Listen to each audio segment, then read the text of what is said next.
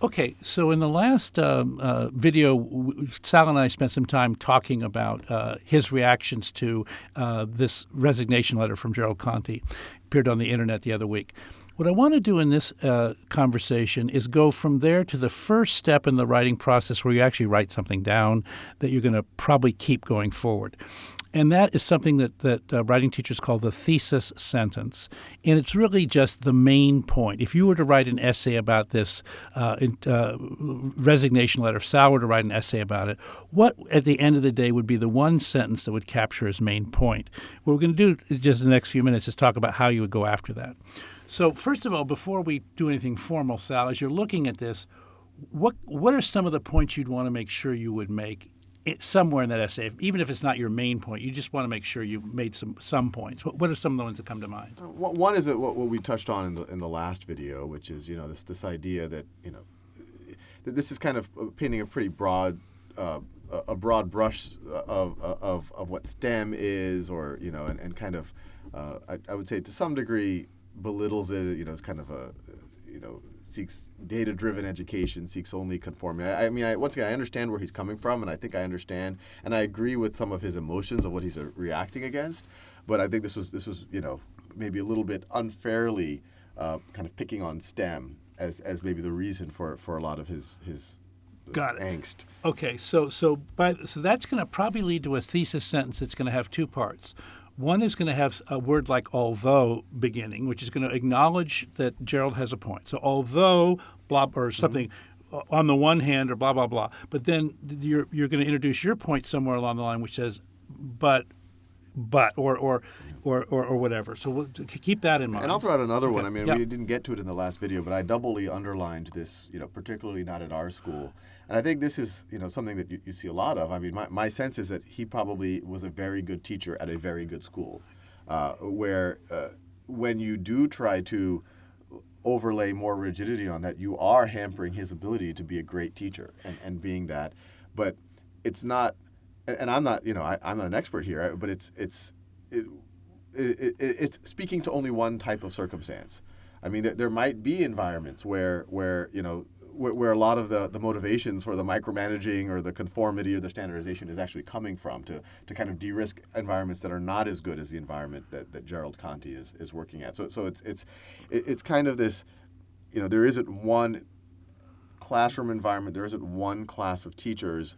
And I mean, one of my big beliefs is that there's not like a solution that can be applied wholesale to all classrooms or all contexts. Well, the irony is he actually was pushing back against a one-size-fits-all mentality, but you could argue from at least one perspective that he's actually imposing a one-size-fits-all from an elite education point of view, generalizing out.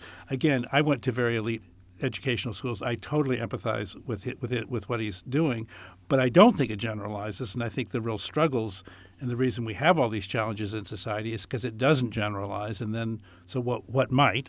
And by the way, I think the Khan Academy may be part of something that might. So I think it's pretty exciting. Well, let's say. So I heard two ideas. I heard something about the idea that you're casting STEM in the wrong light. And then I heard. I just get always defensive on that. Good. That, STEM isn't just about. Yeah. Well, and robotics. by the way, as a humanities guy, we tend to get defensive the other way, which is it's STEM, and it's like, God damn it, there's something besides STEM, and you acknowledge that a lot. So, but I think that's great, which is getting then a perspective on STEM. Do you think your main point in this essay would be that, or do you think you'd step back and try to also include this idea about the more I'll say elite education I don't want to in any way imply that that's a negative. I actually think elite education is a good thing, but that notion that it's more of a restricted environment. Yeah, I mean, I think I wouldn't talk so much about the STEM. I mean, I definitely reacted to it a little bit, but I don't think that's even the main point of his letter here. Yep. I mean, the main point of his letter is kind of what the micromanaging and the governance and strangling his creativity or the creativity of a great teacher. And so I think what I would write about is which is something I speak a lot about, is whenever the system, whether it's a governor or a politician or superintendent gets worried about the education system, their reaction is to place more constraints on it, make it more rigid, and it might de-risk some of the worst classrooms, some of the ones that are really failing, and where students aren't even getting to kind of a minimal level.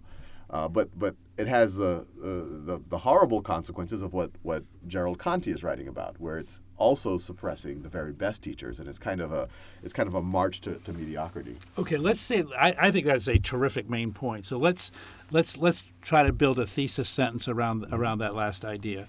So a thesis sentence consists really of two parts: a subject and a predicate, or a topic and a claim that you're going to make about that topic. So, what is the topic of that you just were speaking to a minute ago? That I can understand the motivation of officials to try to de-risk the worst performing classrooms or schools, but and the only way they know how to do that is by placing more rigidity and more standardization across classrooms and more testing, and often superficial testing.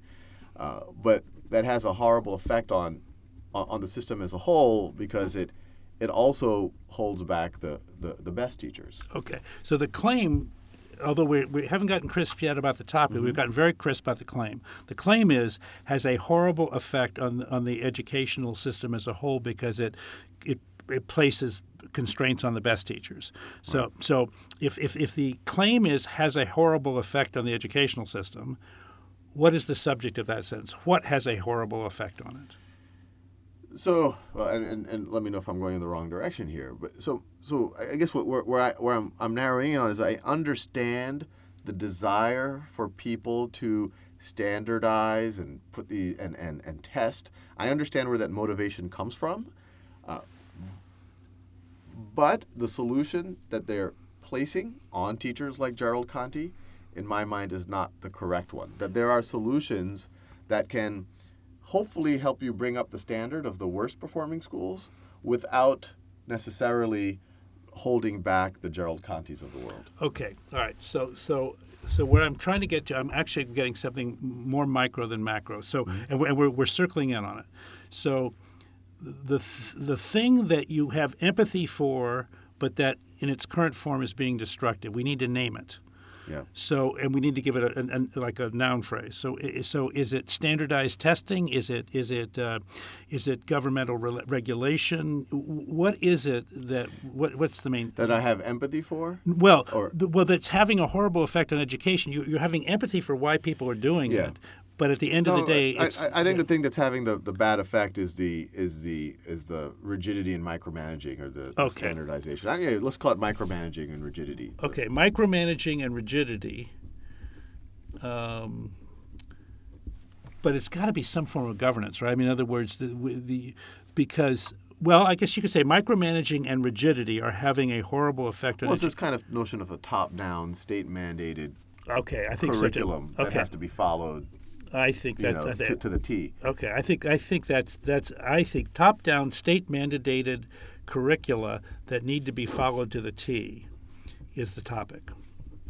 Now, it's actually it turns out that what we're really saying is state-mandated curricula, and then we've added top-down, and we've added that need to be followed to the T. Those are modifiers, but basically what we're talking about is state-mandated curricula, and we're saying we have a side idea, which is, while it could help de-risk certain classrooms in certain situations, so you it's not a completely one-sided argument. Our main claim is, what is our main claim about these curricula? What's the most important thing to know about them? That they are holding back. They are suppressing the Gerald Contis of the world. Okay. They do hold education back by suppressing the Gerald Contis of the world. So we might have a thesis sentence which says, top-down state-mandated curriculum, that need to be followed to the T. We might put in a comma for a sort of a qualifying clause, while helping, whatever your point was. While motivated to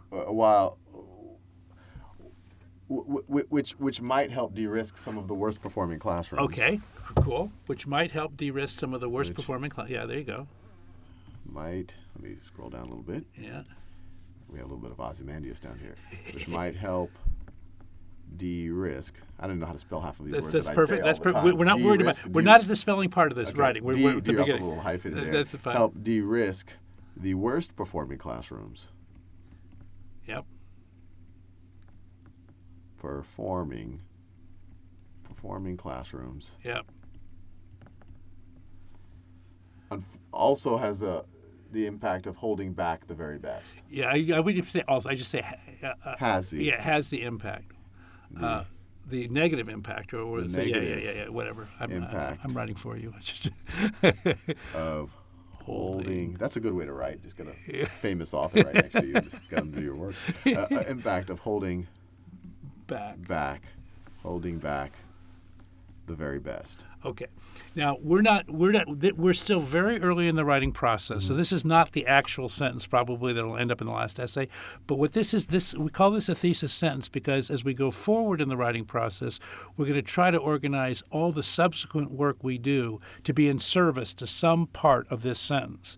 And so as we build paragraphs, we'll build paragraphs around curricula. We might build a paragraph around managing to the T. We certainly would build one around de-risking worst performing schools, and then we'd probably build the bulk of our argument around holding back the very best. Right. So, I mean, if I were to write this out as, I mean, I'm thinking about this, how with this as my thesis sentence, I would write a little bit about the motivations of administrators and officials, why they're even thinking along these lines, and that's all about the test scores and the number of kids who have to take remedial math, the number of et cetera, all of the things you read in the newspaper. But then I would really focus in on that might help a classroom that's like this or that's really broken, but it's going to definitely hold back that. And then I would try to write about kind of alternate solutions that might be able to address the broken classrooms without breaking the not broken classrooms. So there's actually another part of this. Could be a second thesis. We should close now, but there's going to be a second part of this, which is, but there is a way forward which is more creative and constructive. Right. Cool.